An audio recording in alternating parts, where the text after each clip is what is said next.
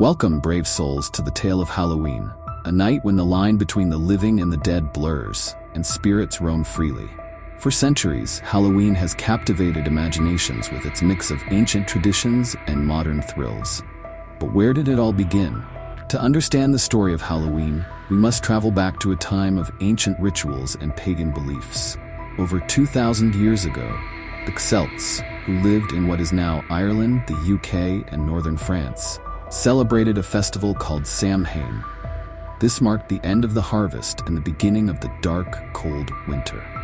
To the Celts, winter was a season of death and danger. They believed that on the night of October 31st, the boundary between the living and the dead was at its weakest, allowing the spirits of the dead to return to the world of the living. To protect themselves from wandering spirits, the Celts built massive bonfires and donned costumes, often made from animal skins, to disguise themselves and confuse any evil spirits that might cause harm. These bonfires also served as a way to burn offerings, such as crops or animals, to appease the gods and ensure a safe and prosperous winter. When the Romans conquered Celtic lands, they brought their own traditions and beliefs.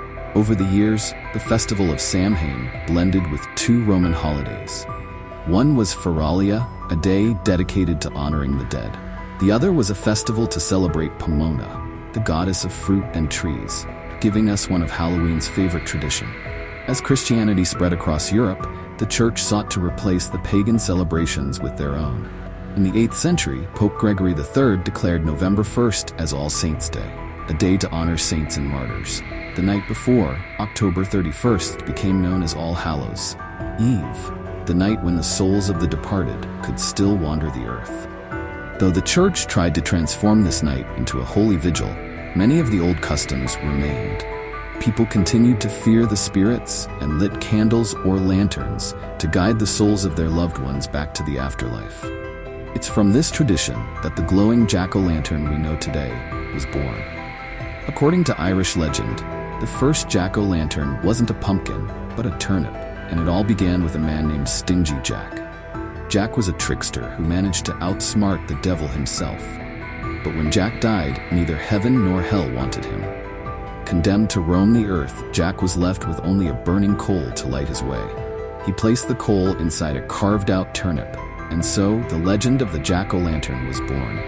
When Irish immigrants came to America, they found that pumpkins were more abundant and easier to carve than turnips. And thus, the pumpkin became the symbol of Halloween, with its glowing face lighting the way through the dark autumn night. The tradition of trick-or-treating has its roots in the Middle Ages. During All Saints' Day and All Souls' Day, the poor would go door to door offering prayers for the dead in exchange for food, a practice known as souling. Over time, this tradition evolved. Children began to dress up in costumes and visit neighbors, collecting treats, often in the form of sweet cakes. Today, trick-or-treating has become one of the most beloved Halloween traditions. Instead of prayers for the dead, children offer a simple phrase, trick or treat, and in return, they receive candy to fill their bags. Halloween has come a long way from its ancient roots. Today, it's a night filled with costumes, parties, haunted houses, and of course, candy. But beneath the fun and festivities, Halloween still carries the echoes of the past. It's a time when we remember the spirits of those who came before us and celebrate the thin line between the world of the living and the dead.